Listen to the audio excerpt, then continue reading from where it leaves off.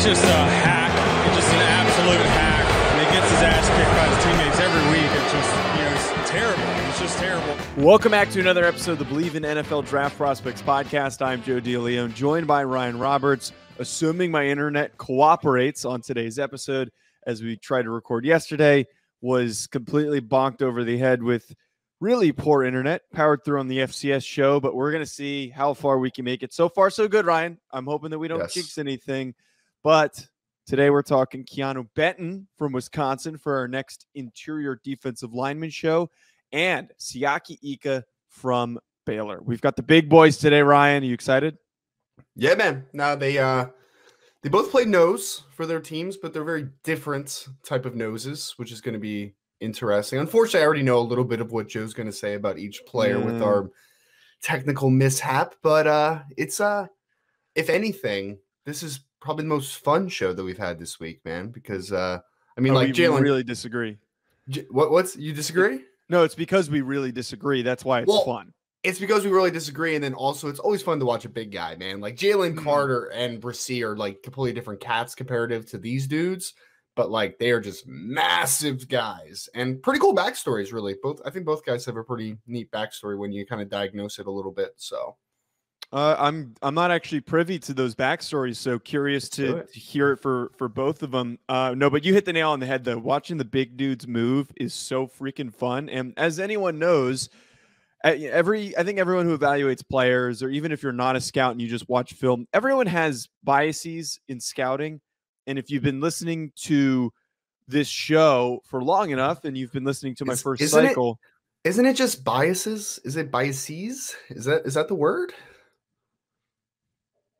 I don't know. I think you have biases, right? You don't have biases. You've got me sitting here looking up. You always say a word during our shows. I'm just like, I don't know if that's a word. I just don't know if it's a word. You don't have to look it up now. You don't have to look it up now. I was just asking a question. You completely screwed me up. Thanks, Ryan. Now we have dead space on the show. Great job, Joe. That's your fault. That's your fault. Just let me talk. Because I'm going off of like I don't know why in my head like diocese. I don't know if it's spelled the same exact way. Like sounds like you're a Greek philosopher or something. Oh, shut the hell up.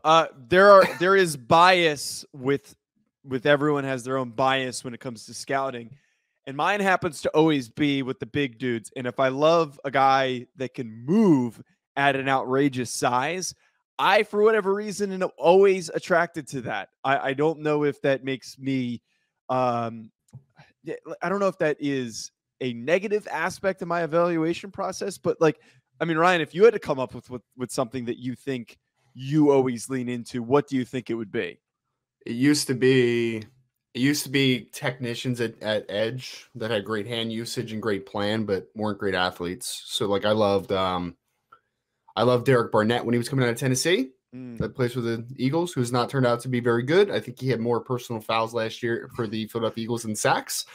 And I loved Curtis Weaver coming out of Boise State. His was a little different because he had injuries and stuff coming out, but I have learned over the years to value traits at the edge spot. So I guess that was at one time my bias. I still tend to really like pocket passers, I guess. That's kind of changing as well. But I think the biggest thing, Joe, is that you understand you have a bias. Yeah, kind of adapt your way of thinking, right? So get out of your own way with the big fat boys, man. No, well, you can't get out of the way with the size of these guys. They literally can't get out of the way. They take up a lot of space. But no, I will acknowledge that I lean towards the big guys, and that's where I'm going to lean today as a little bit of a spoiler. Before we get to that, though, folks, I want to tell you about today's sponsor, that being Bet Online. If you're like me, betting on baseball is pretty slow. It's pretty boring. I don't mind watching baseball. I'm getting a little bit more into it. But these games are slow, and to make them a bit more entertaining, I started going to Bet Online. I put like $10 down on some of these money line bets or some of these prop bets, and it just makes it a little bit more interesting. It makes things fun until we get to the football season when it is betting chaos, and I am betting any game that I can get my hands on. If you want to build up your bankroll a little bit and have some fun betting some easy bets for baseball, go to Bet Online, find all the latest news and sports developments, including NBA Summer League and Major League Baseball, and the latest fighting news and even next season's early NFL futures. Head to their website today or use your mobile device to sign up to receive your 50% welcome bonus on your first deposit. Just use our promo code BELIEVE to get the bonus and get in on the action. Bet Online, where the game starts. All right, Ryan, talking on these two defensive tackles. Keanu Benton starting first. You alluded to the background on both of these guys. So what's the background on Keanu Benton? I mean, just like a couple cool things. He was a really good wrestler in high school. I think he had I read he had a 48-2 record as a junior in high school. And you kind of see, he obviously wrestled heavyweight, so he's a 285-pound designation. And I think that shows up on film, man. I know we're going to get into more of that in a second here, but I think that wrestling background is very prevalent. He's an interesting player, though, Joe, because usually I don't think Wisconsin gets a guy that looks like this, right? Like he's 6'3", 7'8", 312 pounds, 34-inch arms. I mean, this kid looks like he should be playing SEC football, right? Like he is a big, long, athletic, physically imposing type of player. He's out of the state of Wisconsin, though, and he was a consensus 3-star recruit. So for whatever reason, I don't know if it was a level of competition in Wisconsin, whatever it might be, I think Wisconsin got a hidden gem right in their state, which I don't think they would usually get. You know, like they had that Matt Henningston kid that came out last year that was more of a 6'2", 6'3", 295 pounds, you know, just kind of try hard, decent athlete, but like he was a grinder, right? Mm-hmm. Keanu Benton's not a grinder. Keanu Benton is a physically impressive athlete for his size, but for whatever reason, he was very underrated despite being a standout wrestler and the physical profile he has now. So I think Wisconsin got an absolute gem in their backyard here. Yeah, you brought up the wrestling background when we were doing the Twitter space yesterday, and I was really not shocked, but I thought that was really interesting information to add to his evaluation, because the one thing that I really loved about him is his hand usage. I haven't seen anyone in this class that uses his hands so aggressively to disengage. I've joked about different prospects almost swinging like they're trying to throw punches. Keanu Benton has that in him. And if you know anything about wrestling, folks, there is a lot of hand disengaging in wrestling that is a big part of trying to avoid getting taken down and getting thrown around on the mat. And you see that in his game. He is very, very aggressive with his hands. The big thing that I know that you're in love with, Ryan, is the power, the raw power that he brings to the table. That is certainly very, very rare. That allows him to push the pocket and makes it hard for guys to block him. And he's got a really good bull rush. I think that that's all he has is the bull rush, but he has a really, really tough bull rush because of how straight and powerful his lower body and his upper body is. Well, he's a really physically strong player to your points, because I think he has a strong lower half. You kind of alluded to that already, but I also think he's a really good athlete, man. Like I think that this kid can move, and I think that that's why he's able to create that power. I think what the difference in our opinion on this one, Joe, in my opinion, is we both see the physical power. We both see the hand strength. Like that stuff's easy, right? Like he's got the good, quick feet for the wrestling. He understands leverage, all that good stuff.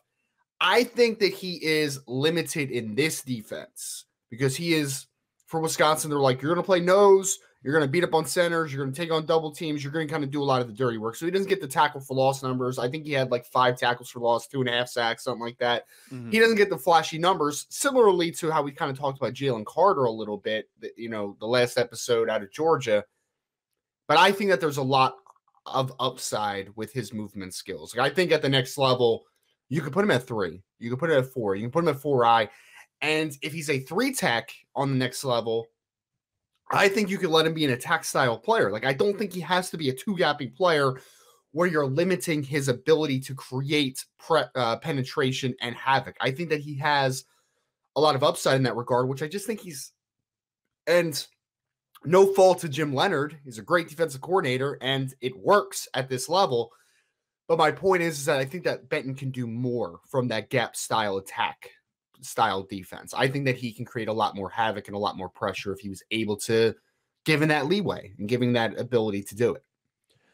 I 100% see the versatility, and I think that he certainly can play as a 3 tech, and he might even be more valuable in a 4-3 defense. Like, he might be able to provide more value.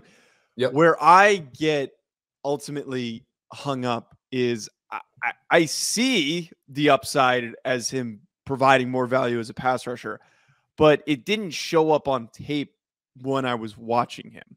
I didn't get a lot of an impact as a pass rusher in terms of like him using moves. And I know it's hard to do that from a zero and from a nose spot.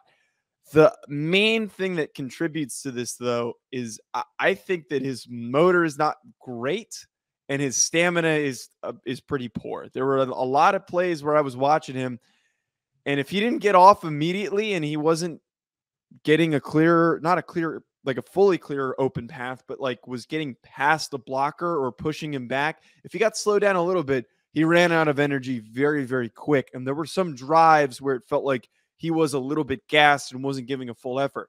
So that concerns me. Like, I need to see improved stamina this season before I can, I think, buy in as much as you have. That's fair. I mean, again, though, I think that what can contribute to that a little bit is the fact that he's doing all the dirty work, on a down and down basis, working against double teams and working at the point of attack. It can be tiring. It can. So we'll see about that. I think he has overwhelming power. At worst, I think that he's a very good starter with overwhelming power to push the pocket. But I think there's more upside to that. Like, I think that this kid can be a 5 to 6, occasionally a 7 sack type of player, on top of being a dominant. He reminds me from an impact perspective, think like he's not the same body type, but like think of Akeem Hicks, right? Like Akeem Hicks was a dominant run stopper, but then he would also chip in with like 6-ish sacks somewhere in that ballpark. Like, this is what I see with Keanu Benton. And I think when I watched the Purdue game, especially, that was one of the more dominant games I've seen of an interior defensive lineman over the last couple of years. Like, I mean, he was literally unblockable. He was just he was making guys quit. Like, they just did not want anything to do with him, man. I was like, the bad reps were stalemates. And every other rep was just him just destroying guys. So I'm buying into Keanu Benton. I think that he has top 50 upside. I really do. And if you told me eventually he's a late first round pick, I wouldn't doubt it, man. Because, like, what's the difference between him and a Dalvin Tomlinson or him and a Dexter Lawrence? Yeah. Like, I don't know, man. I think there's some special traits there. I think there's special traits. Dexter Lawrence, I think, gave a little bit more, but the Dalvin Tomlinson, like, actually, I think that's a pretty good. Dexter Lawrence was a little hot, and Dexter Lawrence was a little hot and cold at Clemson, though. Like, he had great traits, but like he was. I remember he had like sack production as a freshman. In the next couple of years, it was just like it was very hot and cold film, Okay. And again, he's the same victim of the role that he was in probably wasn't advantageous for being a playmaker on that Clemson defense. Same thing with Keanu Benton, but I'm just talking about like trait for trait. I don't see a ton of big separation between those types of players. If we get a Dalvin Tomlinson like impact from Keanu Benton, I think that's fantastic. And I think that's probably his realistic ceiling, is that or an Akeem Hicks. I think either of those guys, if he steps into that type of a role and has that level of an impact, I think that's pretty realistic for Benton. I right now value him, I think, just outside of the top 50 at the end of the second round, because this is a really good defensive tackle class. Like, I'm not going to pretend that it's not. It is. And I think that we're probably going to have a lot of guys that go in the second round, but I say middle end of second round. Like, if he lives up to what I'm pitching him to be, which is primarily a run defender, or even as a nose for a team that runs a 3-4, if he ends up playing that role for a team, like, there's a ton of value for that. He's really freaking good at doing that. But for me to buy in, like you're saying, that top 50, I want to see him put more effort into the passing game. That's where I'm hung up on it.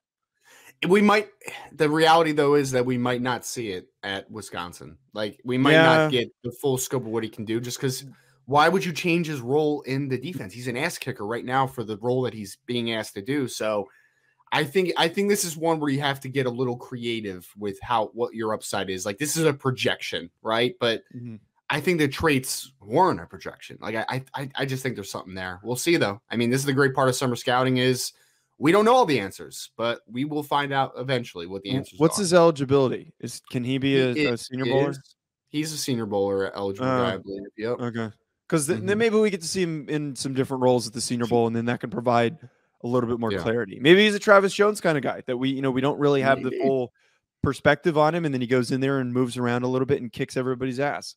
It's very possible, man. I think there's something there, and he was on NFS, so I believe he is a senior eligible player. So yeah, he should be at Senior Bowl or Shrine, I guess, if Shrine's competing. We're told they are, so whatever, but we'll see. All right, the next guy that we're talking about is my boy Sayaki Ika, who God. I absolutely love. The LSU transfer, number 62 in your hearts, 6'4", 358 pounds, which is freaking was that verified? Massive. Was that verified? That's what if you want to check the verified, that's what his size is. I don't know what you mentioned that he's got a bit of a backstory. 6'4", 354. 6'4", 354. So he's legitimately that big, man. He's a big dude. You know? If I recall correctly, Ika was a pretty highly recruited kid. So he was a 4-star, 13th ranked defensive tackle. Well, a part of the backstory. So 4-star recruit consensus across the board, Rivals, 247, ESPN. He ranked as high as 159, according to 247 Sports on the composite ranking, which composite rankings take everyone together. And if you are consistently across the board, you rank higher, right? Like that's basically what it is. So Joe, at that size, his senior year, he's out of the state of Utah. He had 89 tackles and 14 sacks. So he was in high school. Yes, his senior year, he had 14 sacks for his team. So, I mean, he was probably just bigger and stronger than everybody. Here's a couple of the weird backstory stuff. You already said LSU, transfers over, has a really nice season in the Big 12 this past year. He is a health, kinesiology, and leisure studies major. What the hell is leisure studies? What the hell is leisure studies? Let's look it up. Leisure studies. What is leisure studies? Well, I think that is a leisure studies is a branch of social sciences that focuses on understanding and analyzing leisure. Okay, that doesn't.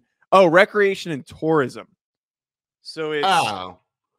Okay, but is it like a gym teacher kind of a background? Is that what that is? I mean, tourism. I'm thinking of like. But I think it's more recreation because if he's the kinesiology major, could you imagine Sayaki Ika as your freaking gym teacher? Could you imagine that's what? So he studies the movement of the body. That's basically what he does, right? So I give him big ups for probably knowing how to properly take care of his body. Being a kinesiology major, he's got no excuse. But last thing. Go ahead. I want to interview him so I can ask him this. His nickname apparently is Apu. APU. So is that like a Simpsons reference? I don't know, man. I don't know where it comes from because I'm looking at his name, Sayaki Ika or Ika. Where does Apu come from? I want to know. APU. I don't know if that's like a Polynesian word or let me look that up. Or it's a Simpsons reference. Those are the only two things that would make sense. That's interesting. Yeah, I don't know. I saw it and I'm just like, what the heck? Where the heck does Apu come from? That is a really weird random note. While you look that up, Sayaki Ika for me, we've already established that this is a big boy. This is the biggest boy that we have found so far, and he will remain at the top of the big boy hierarchy. I should put out a big boy power rankings. Is he bigger boy than Steve Avila? He is a bigger boy than Steve Avila. Steve Avila wasn't 360, was he?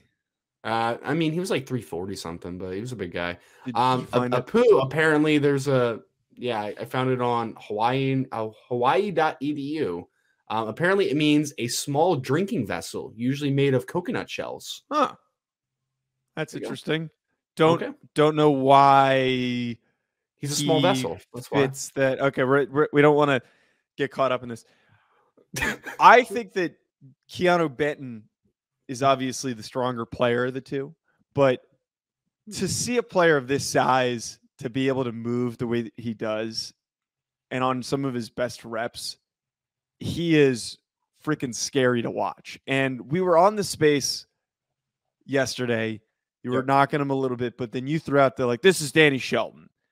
I think that Sayaki Ika is what Danny Shelton was supposed to be. Like Danny Shelton didn't really pan out, and he was mostly just a 2-down player, despite maybe a hope for him to being a 3-down player.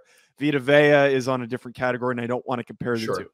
But I think Ika fits in between the two of them in terms of like his athleticism and his movement skills. I am intrigued, and we're talking about projection and traits here.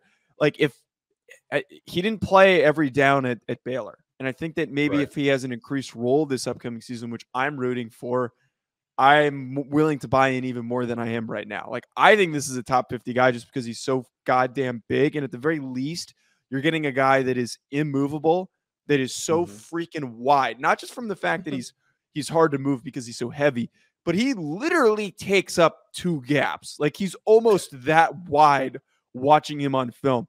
You don't find a lot of guys built like this. And at the very least, you're getting a dude that you plug in the middle of your defense that's going to play nose, can play a one technique, probably not a lot further than that, and he's just going to take up space.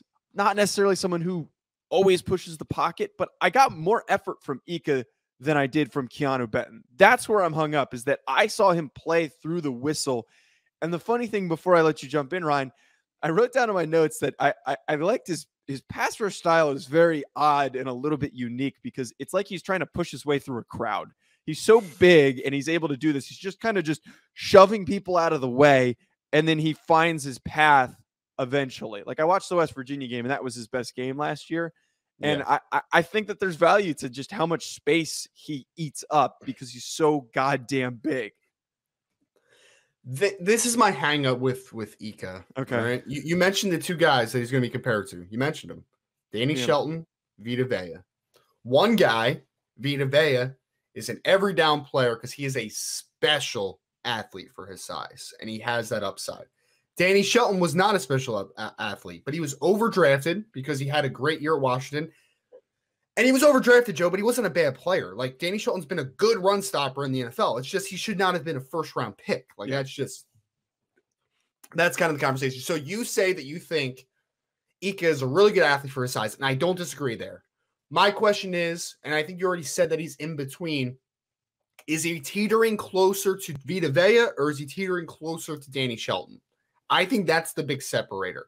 That's going to be the determiner for me, whether he's a 2-down player or whether I'm underrating him and maybe he's got more 3-down potential. I don't see 3-down potential right now. I see a run-stopping nose that has an occasional flash play with his athleticism, and which is fine.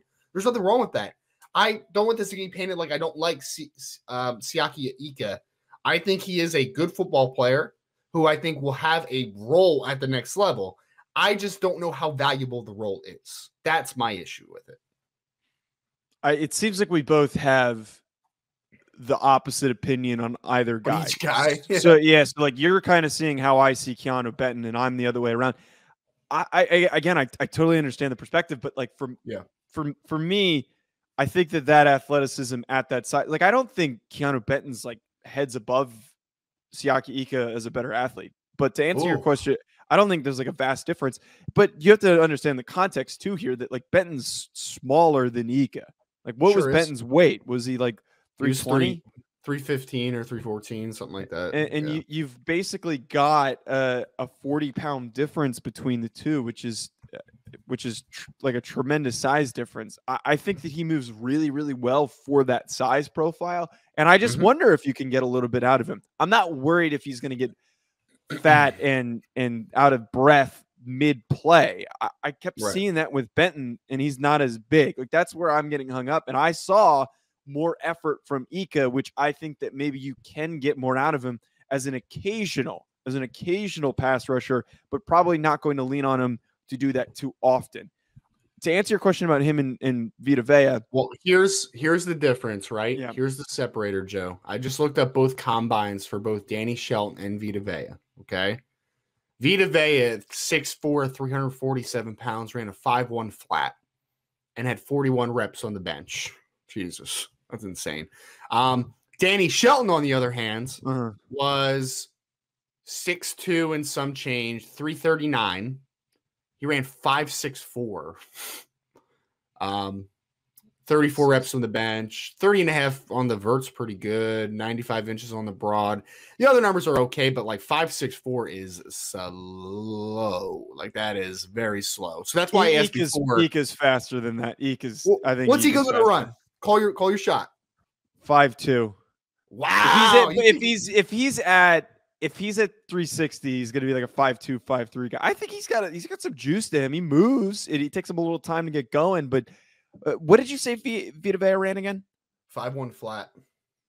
Yeah, I don't think he's coming to that. I don't think he's coming to 5'1" flat. He's Dude, probably not going to be 360 at the combine though. I remember at the combine for Vea, he was 347, and I remember, you know how they have the hand times that are always faster at first or whatever. I think one hand time said like 4.98, and we're like, what?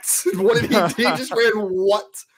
Do you remember who was that nose guard that used to play for the Chiefs? Was drafted in the first round out of the University of Memphis. He was also Dontari Poe. No, Dontari Poe. Oh. Remember Dontari Poe? Yeah. So I need to pull up this combine stuff real quick because we're talking about big nose tackle. This was one of the freakiest things I've ever seen in my life.